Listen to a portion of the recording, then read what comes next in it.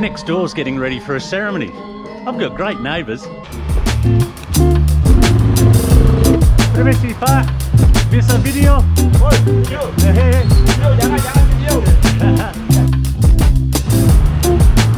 Apa ini? Apring. Oh, bisa bicara bahasa Inggris? Oh. Today I need to change some money. I'd like to eat some padang food. I'd like to show you Central Ubud and what's happening there. But I need someone to talk to.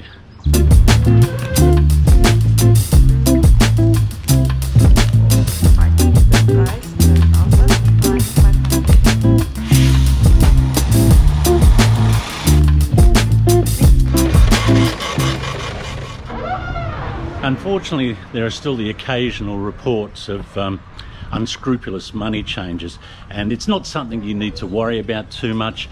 There's probably a couple of little things that you can do to sort of ward against that type of thing happening. I personally use a larger money changer, someone that I've found to be trustworthy and go back to regularly. I kind of steer away from money changers that are attached to another business, or if they seem to be, I don't know, there's something about the decor that it's kind of a little bit ratty, and there's a couple of teenage kids sort of sitting in the office or out the front. Now, it's nothing, again, it's nothing to be overly concerned about, but what sometimes has happened to me, and this is going back a while, is as they're counting the money, they might drop one of your notes into their lap, sleight of hand type thing. They might miscount the money out. The place I was just in has a machine that's reassuring, but I also count it again after it comes out, not because I distrust the business per se, but machines are machines. Modern technology is a wonderful thing, but it's not perfect all the time.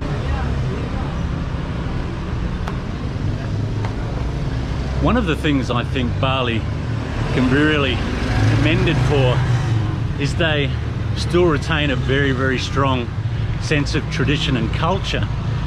These periods of ceremonies and what have you are equally attended by the older generations and the younger generations, and I think that can be a very difficult thing for areas, islands, or tourist places that become so, I hate to use the term tourist ghetto, but you know, some of the places in Bali now are really, you know, not much more than that.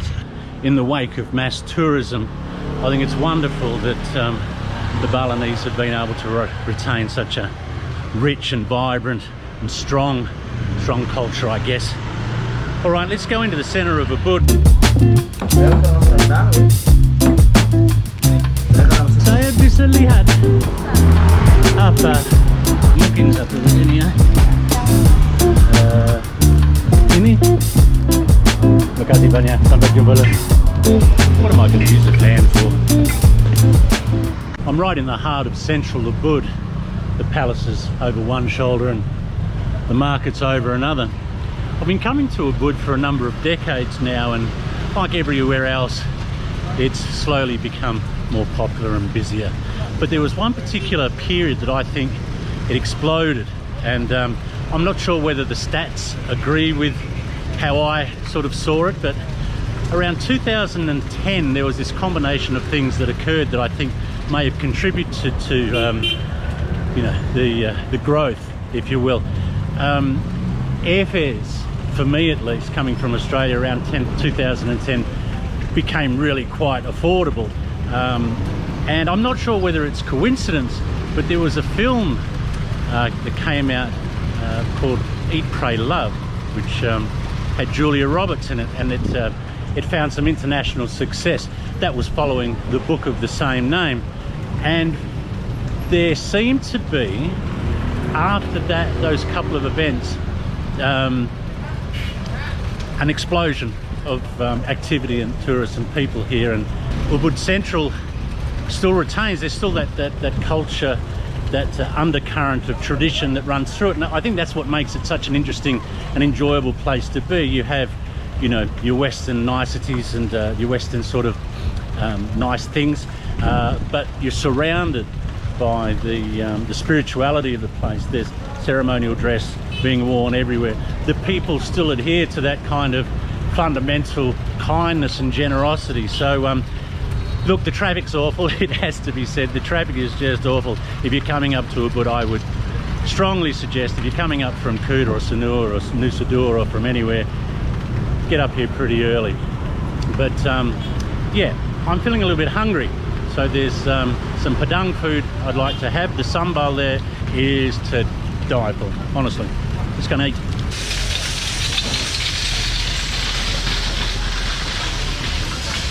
This is the Ubud Central Market, which a few years ago used to be corrugated iron and traditional sort of local rough and tumble kind of a market, and they spent a phenomenal amount of money rebuilding and creating a new modern style market for people. And then only a couple of months ago, from what I believe it started in a clothes store, a fire took hold, and now it's a bit of a burnt out shell. I think there's slowly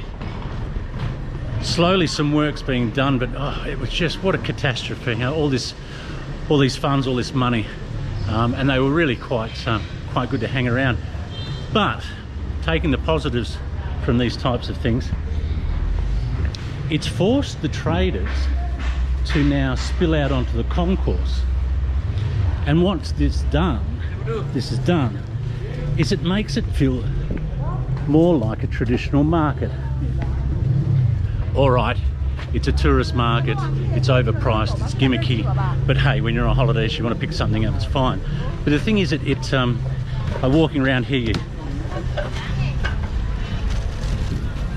you have offerings, you have a hustle and bustle, a little bit of chaos, which was kind of removed by the big concrete block. It had lost, it was a bit sterile, you know, this sort of square concrete, and yeah, it lacked sort of character and personality. But even though we have sort of sponsored tents or whatever out here now, it feels a bit more authentic. All right, we were going to get something to eat, weren't we? One of the little things that I do miss about Ubud, and even Kuta for that matter, once upon a time, food carts and soto or soup carts used to ply the streets here, and you could just hail one over, have something to eat, some satay or rice or nasi campur, plop yourself down on the curb and, you know, just have literally a roadside meal. These are no longer to be found.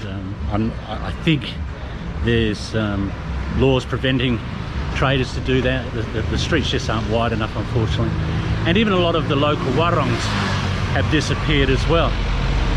But there is one in Central Ubud that I've been coming to for a long time, and it still has that authenticity and that simpleness and the best sambal like ever. So some nasi padang.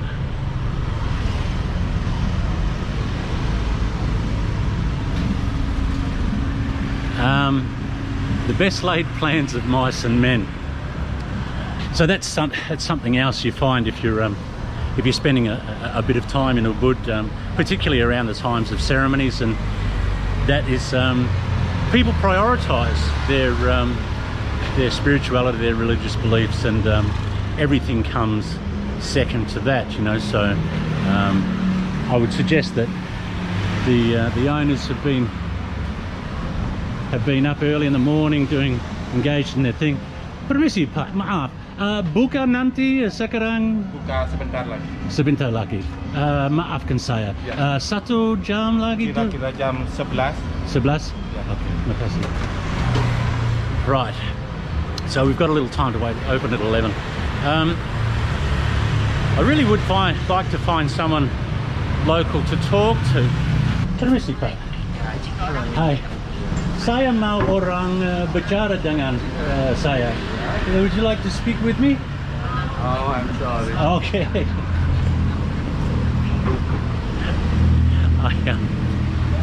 I guess that's what you get. I feel rejected. I want to practice my Indonesian, and First person I asked today if I can do that with. No thank you. And let's face it, he probably has to put up with a few of us tourists more often than he'd like, perhaps. I'm wounded. Another thing I really like about Ubud, even though its centre is quite chaotic and it's a bit of a hassle sometimes if you're on a scooter or in a car, that main road that goes from the statue past the palace and down to the bridge, that's Jalan Raya, and that's the main thoroughfare accompanying Monkey Forest Road. That intersection's pretty bad most of the time, but you only have to walk up any one of the adjoining gangs, lanes, small roadways, and you're completely removed from it. The noise disappears. Things are more tranquil, more peaceful. You have, I don't know, a more serene kind of existence out here. But the option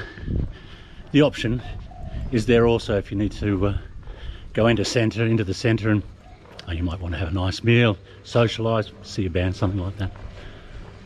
So much to like about Ubud. Do you like my hat?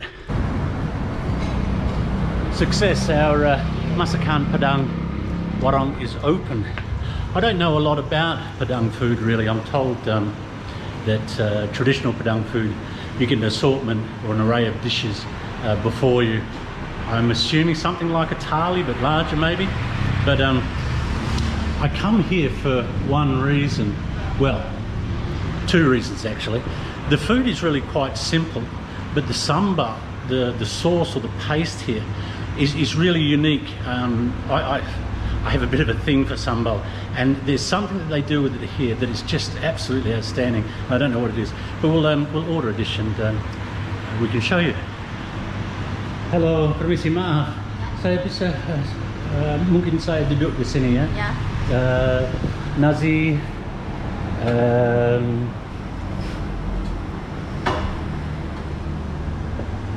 telur or egg, sayur, vegetable,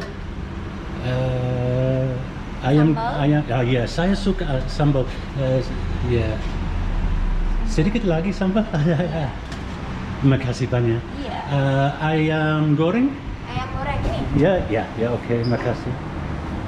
Mungkin tofu? Tofu? Ya. Siapa nama Anda?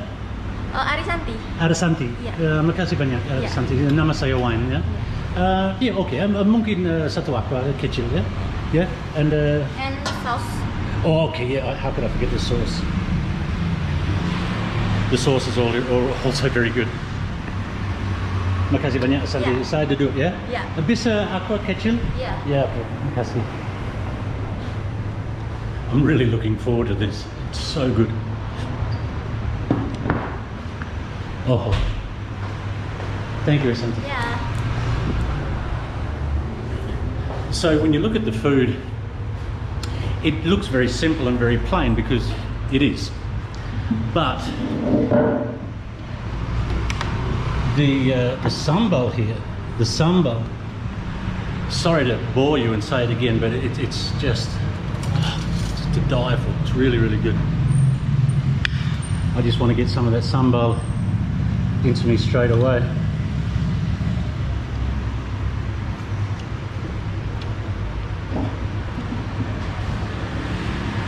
Honestly, it's just to die for. This little warung is on a street that runs parallel to Monkey Forest Road, a major one, and it's called, Permisi ya Santi, jalan ini nama apa? Jalan. Yeah. Jalan Hanuman Padang. Jalan Hanuman. It's that name's from the monkey god, I think. So yeah, it's up the palace end of Jalan Hanuman, and it's maybe only a couple of 100 meters down. So if you're in Ubud and you want some traditional, really authentic, really tasty Padang food, this is the place for it. Yum. Oh, makasih banyak, enak sekali.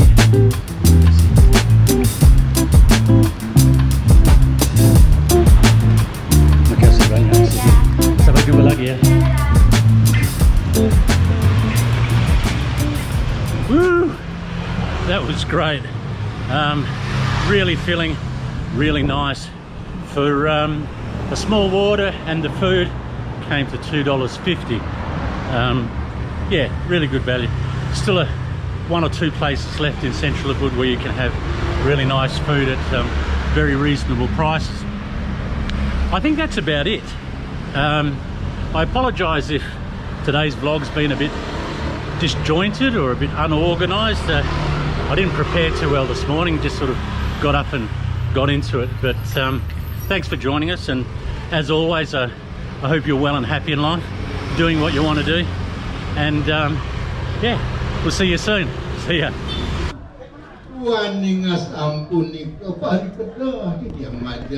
I've just got back to my room, and my neighbour's ceremony is coming along pretty good.